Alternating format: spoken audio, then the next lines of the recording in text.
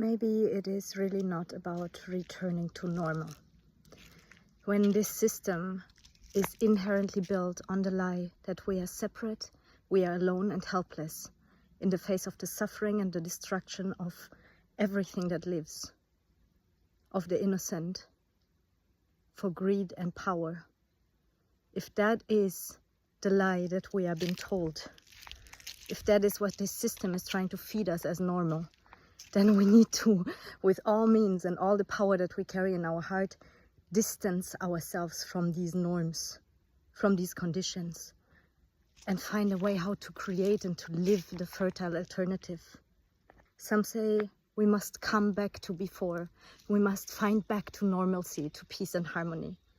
But where in the past, underneath this capitalist, patriarchal, colonial system, has there been true peace and harmony?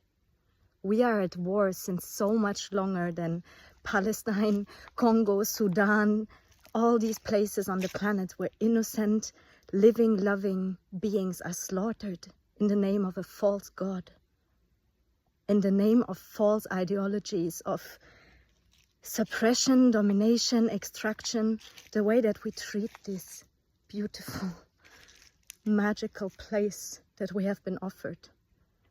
Because of all the destruction, the suffering and the violence we see, we need to urgently wake up to the fact that it is new systems, fertile systems on interconnectedness, sharing, true care and truth is being created because it has been here before. It has never left.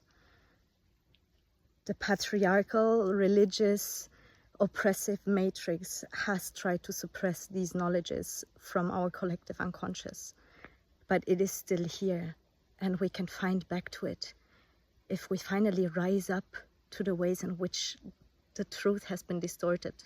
How not only politics, media, and the economy have handcuffed us and made us their slaves, but also there is something that is playing us, and we are letting ourselves be played with. And that is our attention, our awareness of what we perceive as reality. And it is so tricky to find our way in what is true and what we respond to in this avalanche of information that is constantly flooding us, also here on social media. And it is feeding division.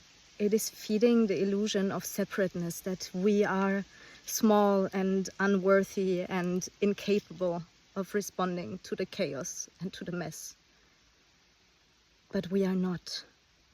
If we can allow ourselves to be with it all, the unknowing, the overwhelm, the pain, the confusion, the chaos, the darkness, the beginning of something new, which means that something else has to end.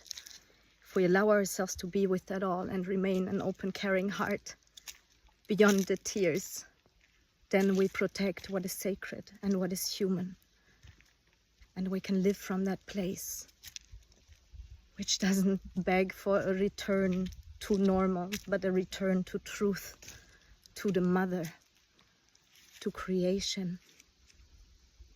So no, let us not return to what they say is normal. Let us unroot everything that we have buried.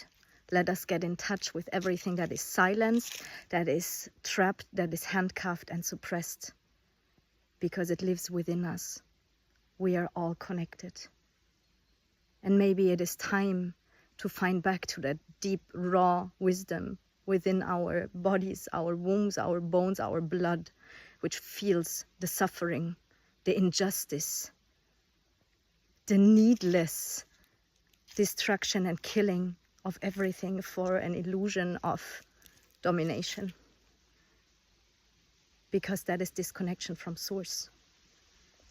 But if we allow ourselves to really tap into the wisdom within, to feel our hearts, to respond more to what we are sensing, what we are knowing to be true, instead of some media, some headlines on a screen.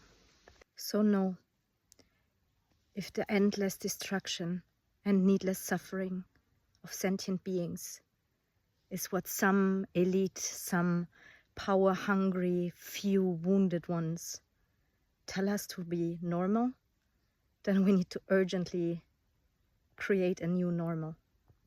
Against what some sky daddies or lords or masters or bosses, some archetypal toxic father figures, which replaced the original connection and authority of care and nurture of the mother. We don't need to return to normal. We need a revolution.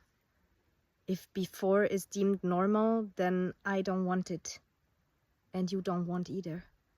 Because it is fundamentally built on injustice, disruption, and an illusion of separateness.